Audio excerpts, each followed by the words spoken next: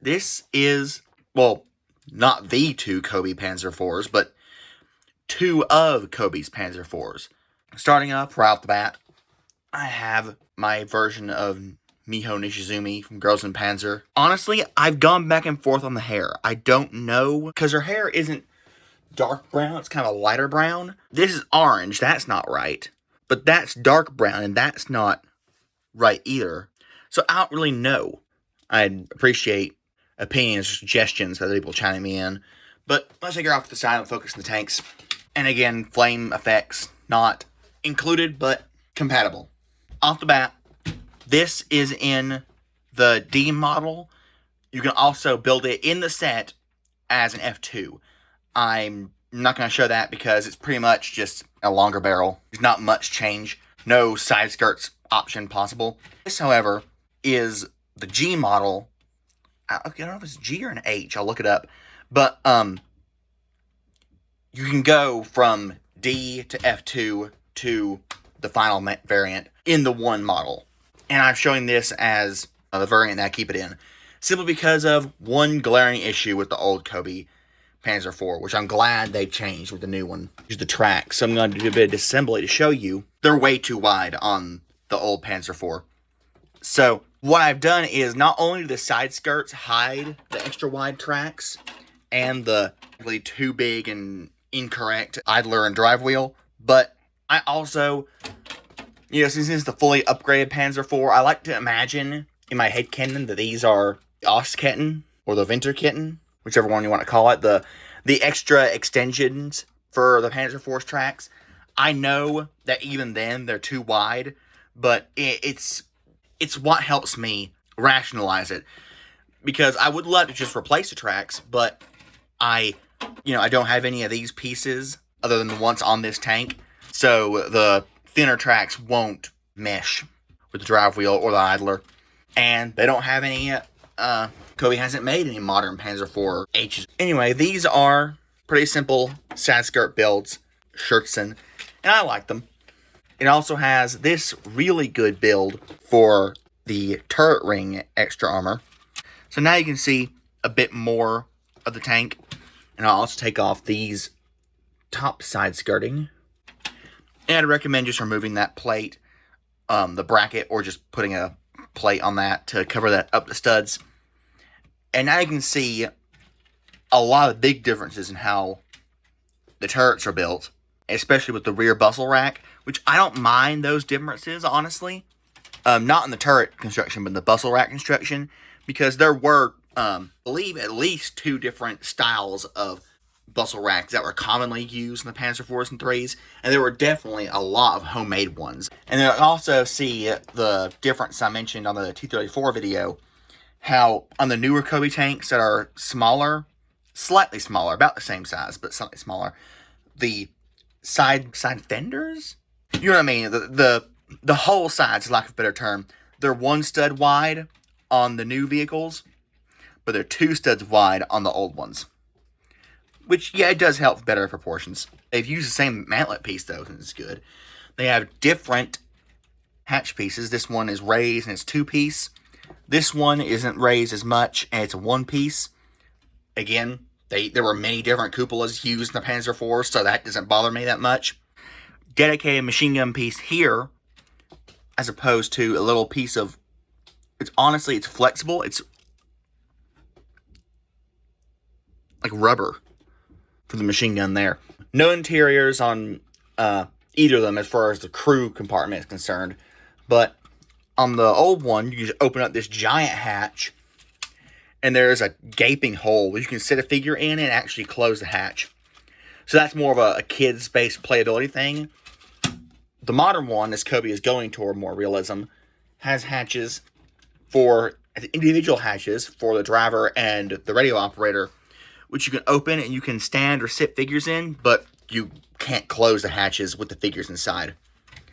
Again, going for more realism, there's a smaller machine gun piece on the front of the new one, whereas the old one had a bigger, more obtrusive, but posable, swivelable bow machine gun piece. You can even angle that to get, different looks. You can spin it around all the way to have it going up and down. As far as detail, there's 2 hook pieces here. There was a little bar piece and a hammer, or a shovel, I should forget, on the old Panzer IV, but I've removed them. There's wheels here, spare wheels here. This new bar piece. Well, the bar piece isn't new, but it's new.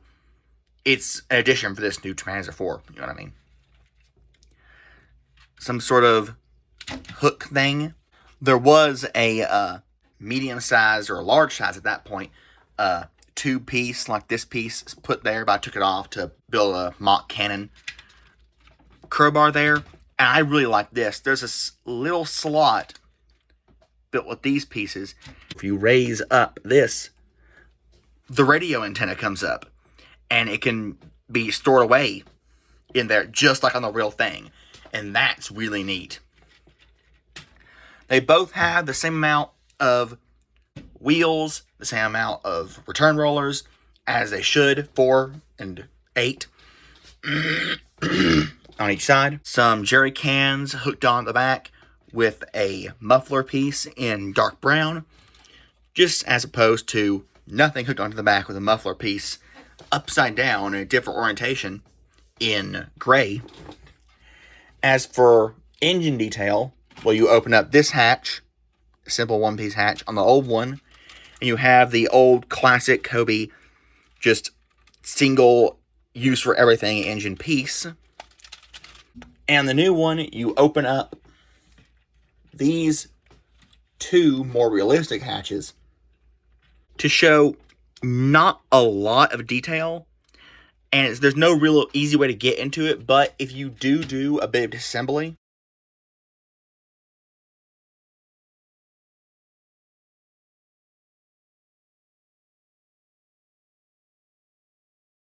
you can take out an actual built-up engine, which is nice. It doesn't have a lot of detail, but it has detail. But that is so...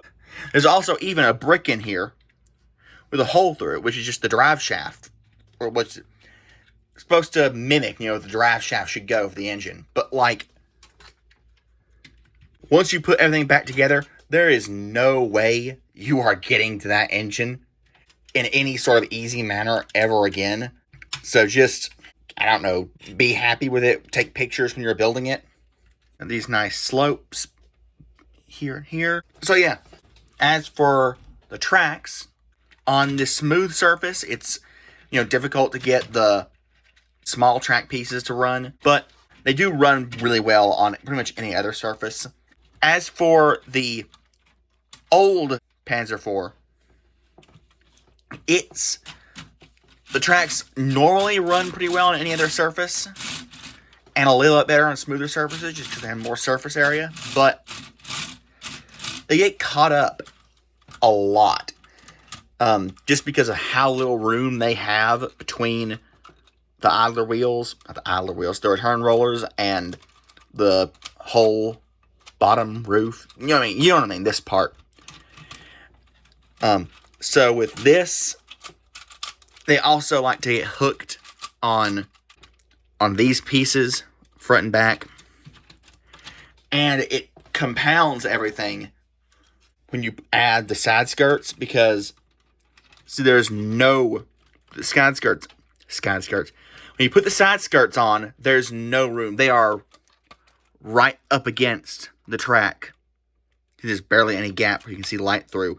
And they rub too. So, really, while Cobi's large, or now medium-sized tracks are pretty good, and they run well on pretty much any surface, for most tanks, just for the old Panzer IVs, they're pretty much just as bad as Cobi's medium-sized, medium-small tracks, in is that they run well enough, but they you need a bit more of a grippy surface, and these will just get hicked up. Or, is that even a proper phrase? They'll just hiccup occasionally when you're driving it over a good surface, regardless, pretty much. See, it just stopped. Let's see if I can get this. See, it's sliding. For some reason, I don't know why, but they like to run reverse a lot better than they like to run forward. They just don't get snagged when they're running backwards as much. Whereas you see this one, even with the worst tracks, it's a lot better. A lot of the fault of Cobi's of these tracks back in the day was that Cobi wasn't really good at tensioning their tracks, so they'd have them stretched out way too tight and taut, and that just makes it difficult to run the tracks regardless. But that was more a problem for these smaller tracks, for whatever reason, than the medium-sized tracks. As for which one I recommend, I like them both. Again, the modern one is clearly the winner in most departments. The only thing the old one has going for it is that you have the late war variant. But the side skirts, I don't even know if there'd be a good way to connect side skirts here without replacing these tiles and a lot of the accoutrement with studded surfaces, which wouldn't look the best. Oh yeah, I didn't really mention it, but it's taken as read. There is a lot less studs on the new version compared to the old one. Like, it's just, there is no contest. The new one is a lot cleaner and a lot better. The only real exposed studs are these and these two, which is really good. I mean, Cobi is becoming, they're quickly becoming again, like I said, a reputable, like, just general model kit company, regardless of the fact that it's brick built, at least in my opinion. If you can find a way, if you're willing to make the sacrifices of adding studs onto this or removing some of the historically accurate detail, it's just 2 bracket pieces and a bunch of plates and angle plates. You can probably make up your own mock version of side skirts for the new version if you really want an H model. But again, this does come with a long barrel cannon, which again, unlike old Cobi, does not have the black muzzle brake piece, which they added for some reason all the time back in the day. It is also really nice to look at Cobi and see how good they were at some things back in the day, like the printing compared to nowadays.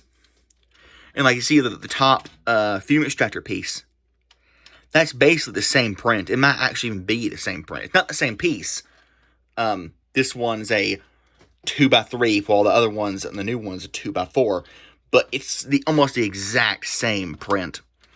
And that's just because Cobi hasn't improved on their printing because they don't need to. Their prints have always been excellent. And I'm thankful as ever to be a Cobi fan, seeing how Lego, used to be the top dog in terms of printing, and they are now just slowly going farther and farther downhill with just not using as much ink as they really should. Again, modern Cobi set, more expensive than the old ones, even though it's smaller and has seemingly less pieces because there's not that much bulk. But a piece is a piece. So when you're looking at price to part ratio, you need to think this piece is considered the same in a price to part ratio as that piece, even though they're completely different size and use different amounts of plastic. And if you don't already know, smaller pieces, even though they're smaller and they use less plastic individually, they actually drive up the price. Because, for example, look there. This is a stack of 3 1x4, or I guess a 2 to 1x4 wedge pieces. And there's 3 of them stacked up. They really could have used a brick there. I don't know why they used plates. But if it was a brick, it would just be, you'd have a wall on the side, and you'd have, one set of studs, and you'd have a bunch of pretty much hollow inside with the tubes. With 3 plates, you have 3 sets of studs, 3 sets of anti-studs, the thickness of the plates, the tops of the plates, and it's not hollow inside. So there's actually more plastic in these 3 pieces than 1 brick. If you have 3 plates stacked up, there's always more plastic in the 3 plates than the 1 brick, even though the plates individually are smaller than the brick. So, small parts, there's a lot more smaller parts.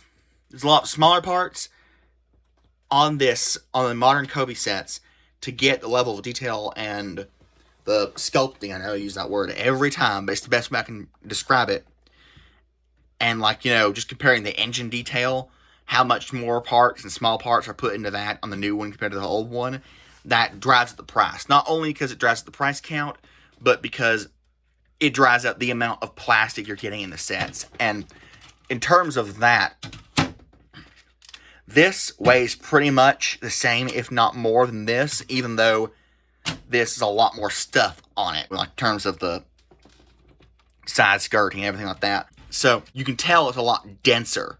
One other thing that I'll mention, just because I can't think of a good time to mention it other than now, is that when you're building these things, the wheels, there's an inner wheel and an outer wheel, and the holes, you have to be careful. They don't automatically line up. You need to line up the mesh and the gears so the holes line up, and then the track will hold that in place. Same thing back here. You can tell it a lot easier. If I had that offset, it's not automatic. The track can still mesh when the molds are offset. So you need to manually line up the molds so it looks correct. Then basically hold the track tight so it stays there without coming loose. And then when you attach the tracks, it will hold that in place for itself, and it won't, it won't jump, and it won't mess up and look wrong. So that's one thing to know when you're building these things, to be careful with that. If you care. I care because I want them to look correct. So yeah, there you go. There is 2 of Cobi's Panzer IVs. And if you don't like these either, they of course have their like 1/48 scale, I think, a lot smaller. But they also have the Company of Heroes Panzer IV, which is even smaller than this one. And I really don't like those. I think those are just pushing the limits because, yeah, they're better scaled for the minifigs, but they just, by shrinking them, with the parts obviously staying the same size, you're losing a lot of detail. And I'm not saying I'm not comfortable with that. It doesn't freak me out or weird me out. I'm just not, the trade-off of getting slightly better scale for the details you're losing, I'm just happy with the slightly oversized models. But to each their own. So there you go.